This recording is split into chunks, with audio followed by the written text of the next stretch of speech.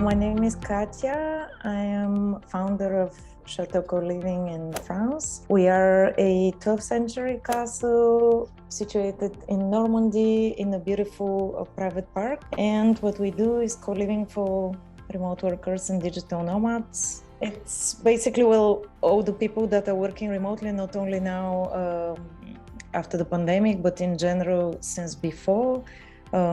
It's something that is growing more and more.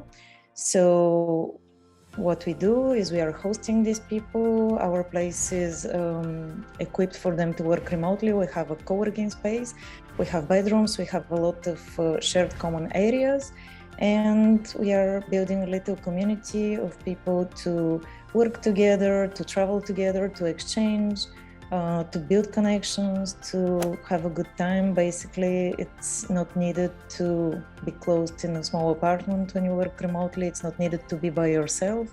You can be with other people that you can share this experience with, and you can take advantage and visit beautiful places. And this is what we are providing at Chateau Coliving. So me and my partner, we were doing that for many years already, for more than 10 years. We were working remotely and traveling. We didn't know that there is a name for it. We didn't know that co-living exists. It's kind of a new concept.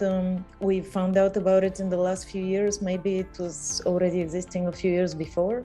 But usually we would travel and rent just apartments or Airbnbs, which was also nice, but it's not the same because it's quite lonely. So we discovered actually 9 co-living in Tenerife, which is one of the first co-living places. And we spent a beautiful, beautiful time there. And then we already had this property from before. It was functioning as a bed and breakfast. We were managing it remotely, and we just decided, okay, let's turn it into a co-living. It was making more sense for us because it's also who we are. And with the bed and breakfast, it was more difficult to connect in terms of concept as full-time travelers. So we think that it fitted quite well with who we are, with our personal contacts, with our network. So this is how it happened. It's difficult to put a type. Yesterday we had a post on Instagram with our youngest co-liver that was 18 months old and our oldest co-liver at the moment, which is more than 70 years old. That's like a huge gap, and it's quite unusual. I would say most of the people that are coming are in their late 20s, mid 30s, full-time travelers most of the time, or some of them are people who just discovered in the last 2 years the remote work and are taking advantage of it. Some of them are actually working for companies that are not fully remote, but who just give them some time to be remote. It's difficult to put a type because we have like all different professions, different ages, different countries, all of like people from all over the world, really. But yeah, if I have to put like the most typical, I would say is people around their 30s who are working remotely and traveling. So for the co-living, it's individuals. So single people, couples, and families. We are one of very few co-livings actually that accept families and pets. That's because we have 2 separate buildings. So that allows for the families to be in apartments with a bit more privacy, and also to not worry about, sometimes when children are small, people worry that they might be noisy or bother other people, but at the same time they are fully part of the community. So people who don't want to, who want to be more private are staying in these apartments, and the single travelers and the couples are usually staying in the main castle. So yeah, we are actually one of the few that give these options. And then for companies, we also do that. We will start to do that more and more. We will dedicate 1 month per year, which will be only for company retreats. So for the moment, people are booking privately and just coming. Sometimes they would come with 1 or 2 colleagues, but not as an organized retreat, just to spend time together. But probably in the month of October, we will designate 1 month where the co-living will be only for companies who would like to book the whole property and to have their private retreats. That's the plan. Between 4 and 6 weeks, I would say. There are some people who are staying a bit shorter, just because the place is in Normandy and it's in a big private park, so it's a bit remote from the city. And very often people think, oh, what, like, there is probably nothing to do, we're just gonna go for a week, and then they are surprised because here there is a lot to do, and there are a lot of community events within the property, but also a lot of things outside to visit, a lot of entertainment, a lot of museums, a lot of nature. They realize very quickly that 1 or 2 weeks is not enough, especially if you are working during the day, right? Because then if you are working the whole week, you practically have only the weekend to visit. So a lot of people are coming for a week and then extending.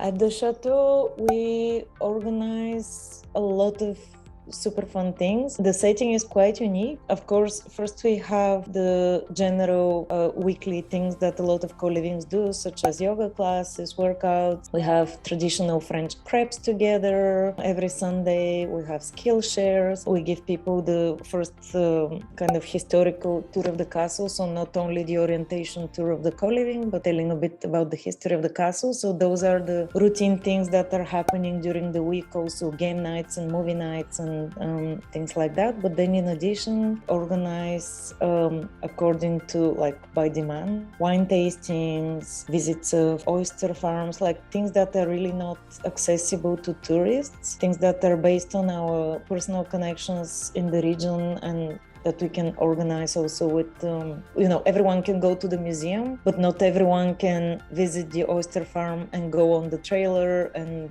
have the owner explain about the oysters. We do a lot of self-organized games, like several times we did a murder mystery party, all dressed up with scenarios, and everyone has their role and we have to find out who is the murderer. That was always a lot of fun. This last weekend, we had some of the co-livers that organized an escape game for everyone. So it was an escape game thematic with the chateau, like custom made for the chateau. I was so impressed because it was so professionally made for people who just did it as a side thing. It was a group of 4 of our co-livers did that for the rest of the group. We had so much fun with that, trying to solve the riddles, trying to kill the zombies. It was like, in a setting like that, in a castle like that, it gives an amazing experience.